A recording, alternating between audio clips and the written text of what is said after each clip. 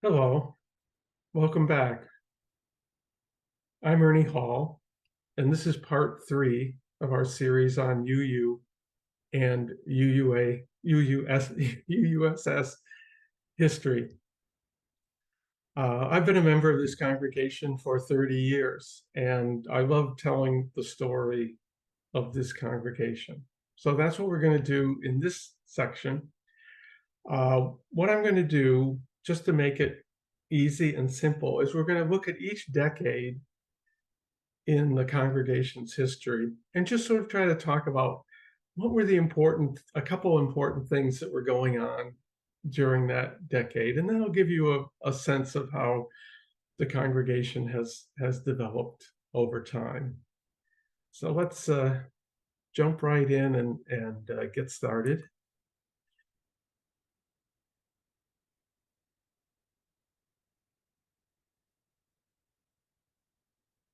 So we begin our story in 1900. At that time, the population of Schenectady was 32,000, but it was growing rapidly as General Electric grew rapidly in Schenectady.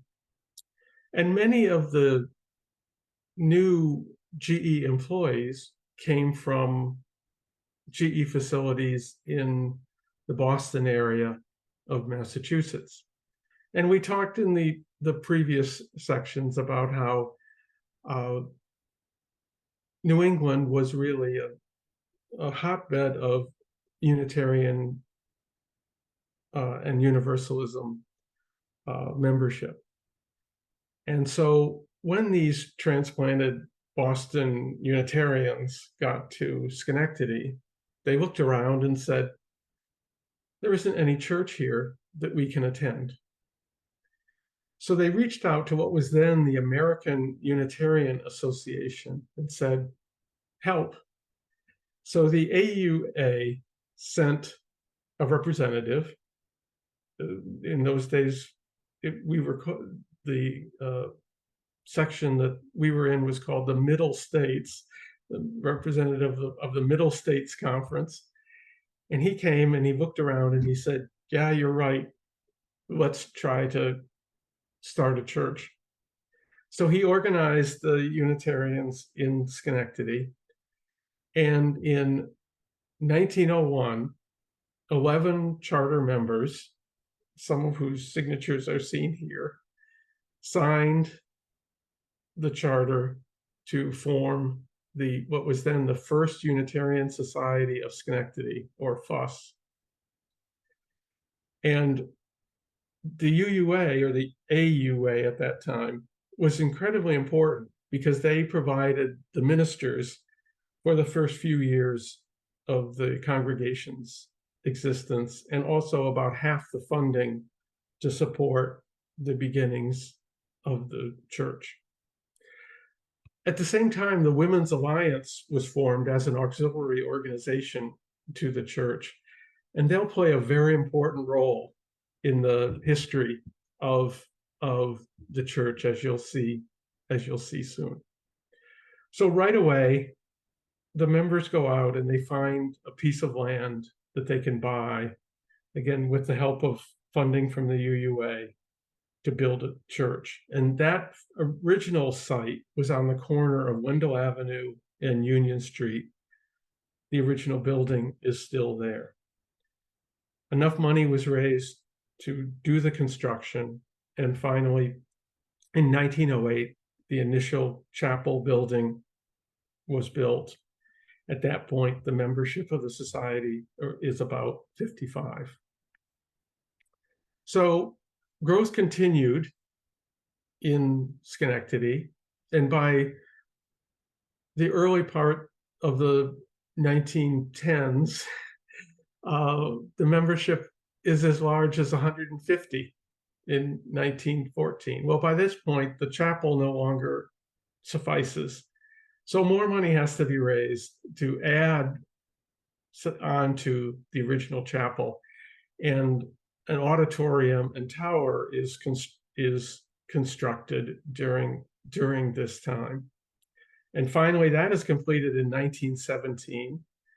The former US President Taft comes to lay the cornerstone that's shown here.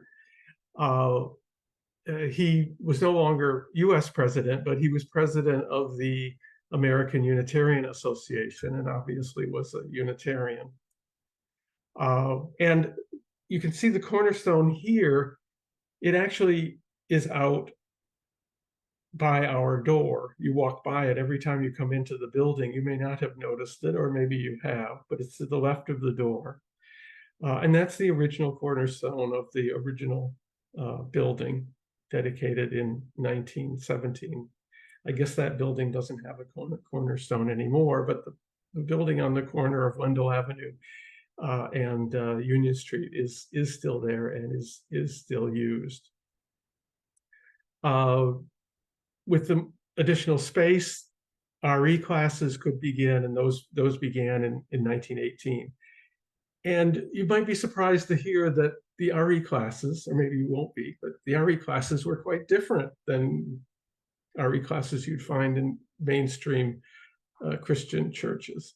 Our RE classes, even in that day, did not consist of Bible study or that sort of thing, but rather were very much emphasized field trips and science experiments, and probably fitting to the population of Schenectady, which was very technically oriented.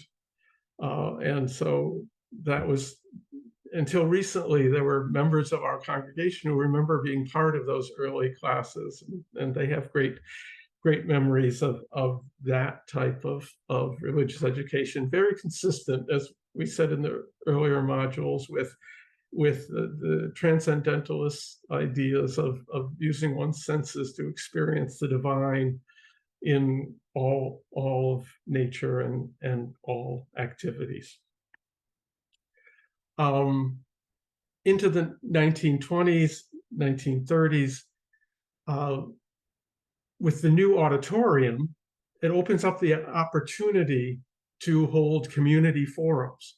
And the Women's Alliance organized these, the Schenectady Open Forum series, on topics of great importance to Schenectady at that time. Schenectady had a socialist government, so there was a lot of debate about socialism, about labor and labor unions and labor rights, about education reform. Members of the congregation were very involved in forming the first Schenectady School Board and making sure the schools were as high quality as they possibly could be.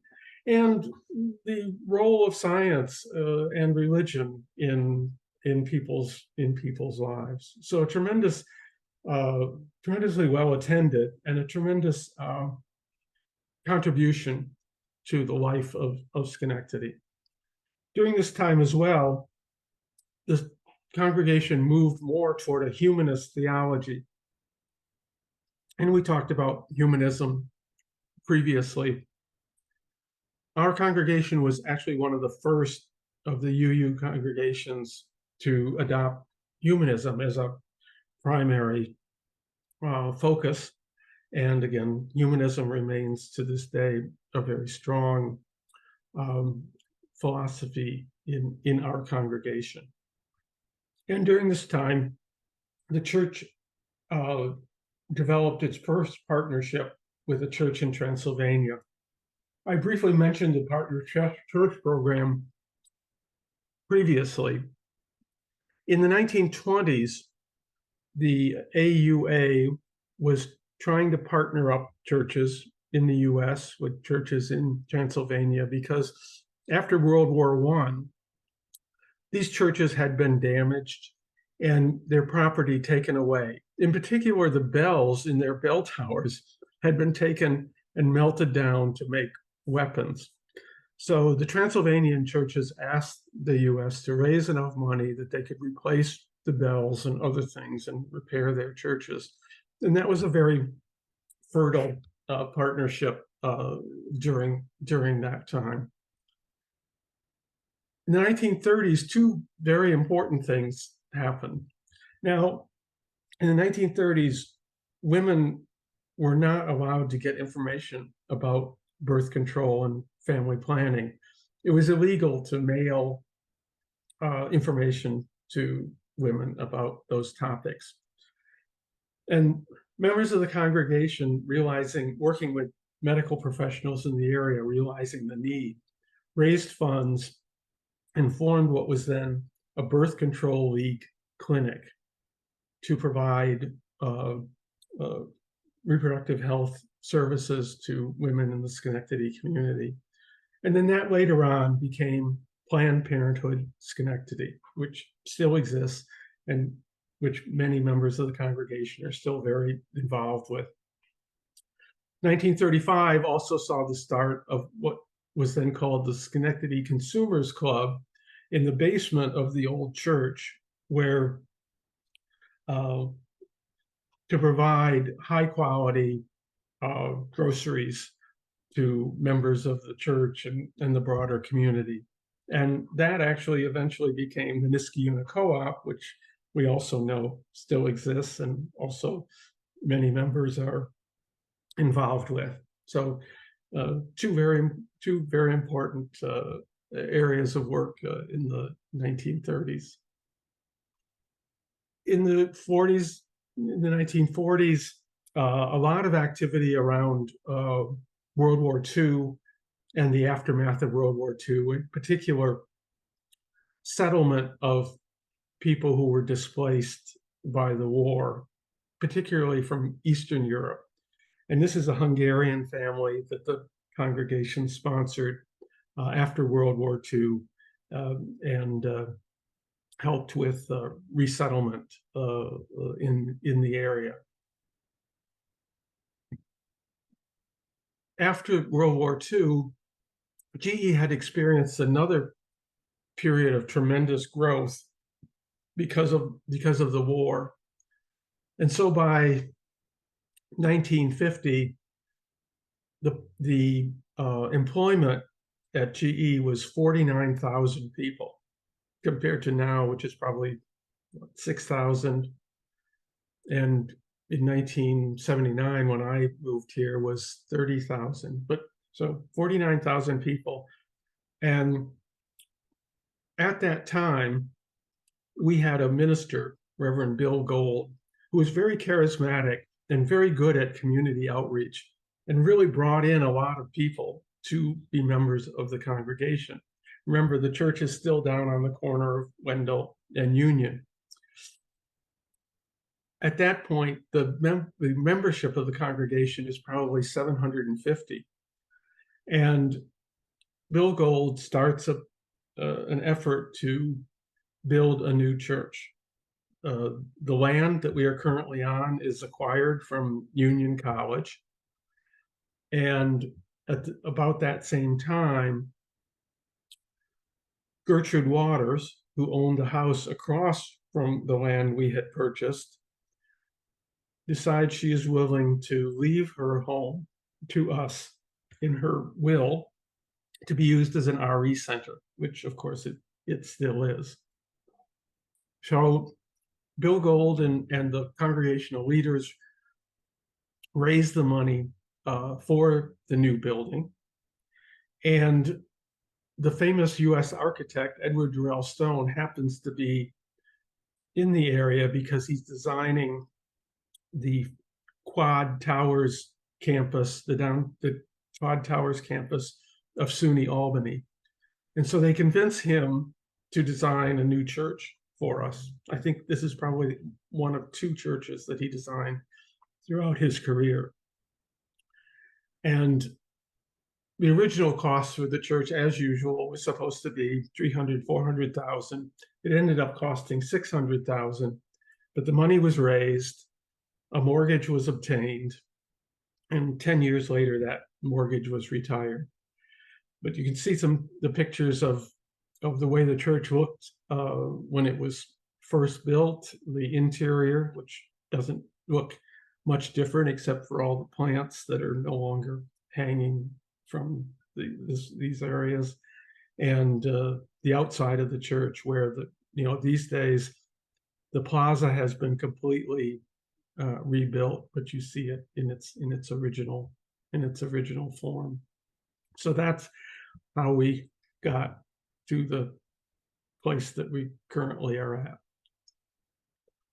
As I mentioned in talking about Unitarian Universalism in general, the 1970s were a time of great turmoil in our congregations.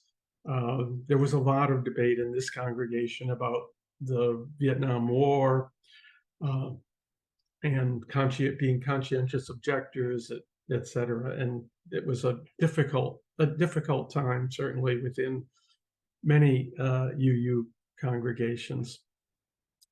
One interesting fact is during that time was that two members of the congregation actually decided to start what was then called a revolving bail fund, where they raised a bunch of money and would lend it out to people who needed to post bail, who were incarcerated for minor offenses. And when they showed up for their court date, the money came back and it could be lent out to other people. So you can see that, bail is still a controversy in New York State, and it was way back in 1972 as well. The revolving bail fund is now the Center for Community Justice, which still exists. Also during that decade, a congregation member, Doris Aiken, starts a national organization called Remove Intoxicated Drivers to combat drunken driving. And during that decade, we were able to purchase the sanctuary sculpture, which you see out in the backyard. Robert Blood is the sculpture, and I'm told that this is his largest sculpture, so we're very proud of it and try to take good care of it. In the 1980s, another refugee controversy comes into play. This time, Guatemalan refugees fleeing the strife in that country. And some congregations in the United States decide to become sanctuary sites where they will shelter refugees who do not have the proper documentation from being seized and deported. So once again, these kinds of questions have existed for quite a long time. This congregation debated very hard about whether to become a sanctuary for these refugees. In the end, decided not to, because there was concern that the people in the congregation who worked for example, Knowles Atomic Power Labs, could lose their government security clearance if they were arrested for housing what would then be called illegal refugees. The Albany congregation, I might add, did decide to be a sanctuary. By the end of this decade, the UUA is becoming very involved in welcoming LGBTQ individuals, and starts for the first time a welcoming congregation program to certify congregations as officially welcoming to LGBTQ people. And Don and Lois Porter, who are still leading members of our congregation, lead the effort to make our congregation a welcoming congregation, and we have been ever since. It's interesting that there's some discussion right now about the UUA going through a sort of a recertification process. As people who were around in 1990, the congregation, a lot of new people, and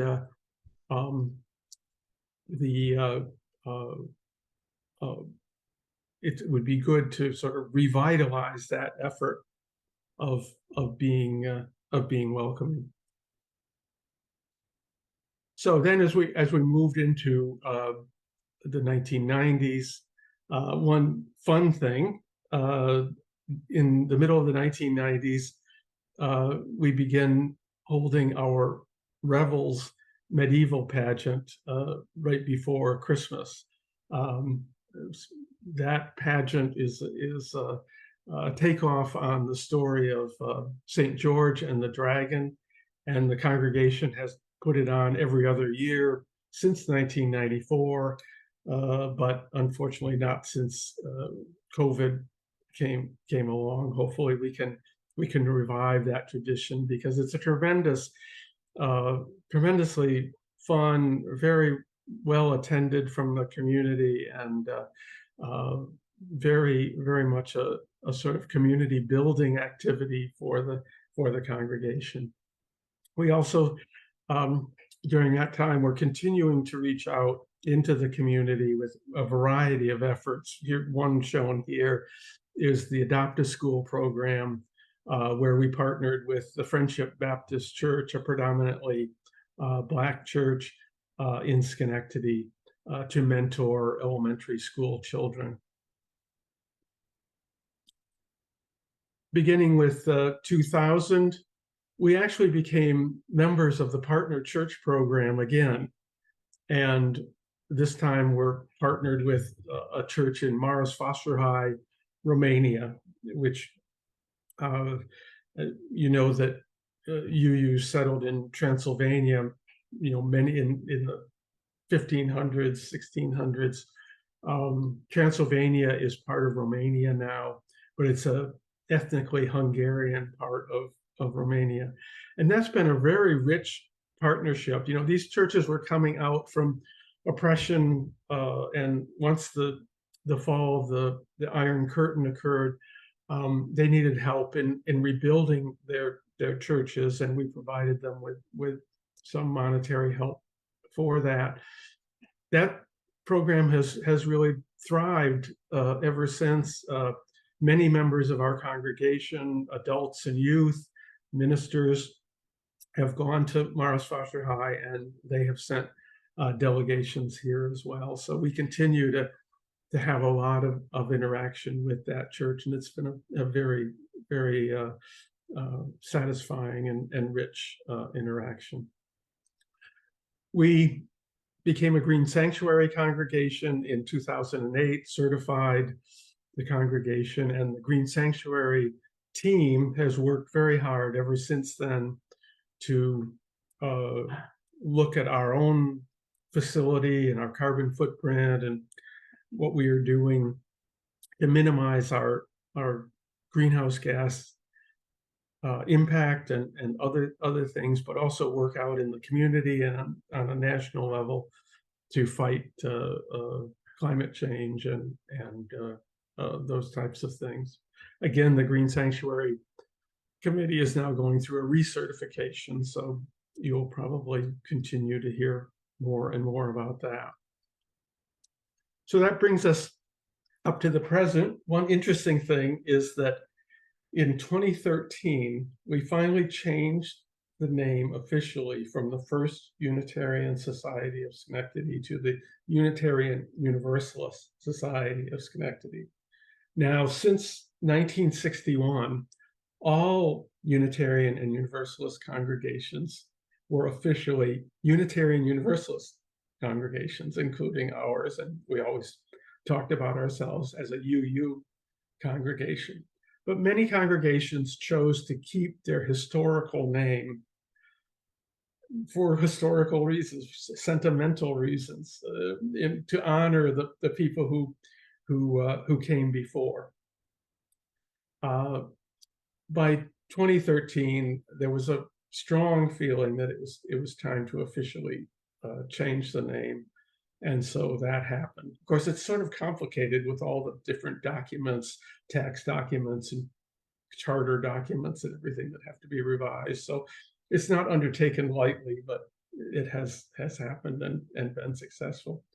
Other programs that have been going on over the past 10 years, Family Promise is currently in hiatus again because of the because of the pandemic, but it was a program where we were housing homeless families in Waters House one long weekend a month, working with a group officially called a Family Promise in the capital region.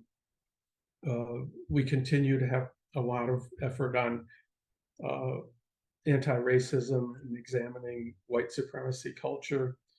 We've talked about the Green Sanctuary Program and all the efforts in climate justice, spiritual deepening programs, such as Wellspring and various types of circles that gather together to have in small groups to have important discussions about the meaning of life, if you will. And a whole host of innovative child and youth programs, which you'll be hearing more about. Our Whole Lives, which is our sexuality curriculum. Coming of Age, which is for 8th and 9th graders. Service trips for our youth to places like Guatemala, the US border, New Orleans when they were needing so much help after the hurricane. And there's also opportunity for our youth to get together with UU youth from other congregations in our sort of geographical region for these sort of convocations where also, some leadership training is done. And those are extremely popular with our high school youth. And finally, UU Vote was very, very successful during the last 2 election cycles. And we were one of the UU congregations that were named a Good Trouble congregation, which is quite an honor. It really requires a number of things to happen, a number of efforts from the congregation. So we're very proud of that fact. So that's the story of our congregation. I hope gives you a little bit more feeling for the rich history of the congregation and the fact that we're very proud of the fact that we have played an important role in Schenectady history and continue to try to make a large impact on the community around us. So thanks very much. And again, I look forward to meeting with you in person and answering any questions you might have. Thanks.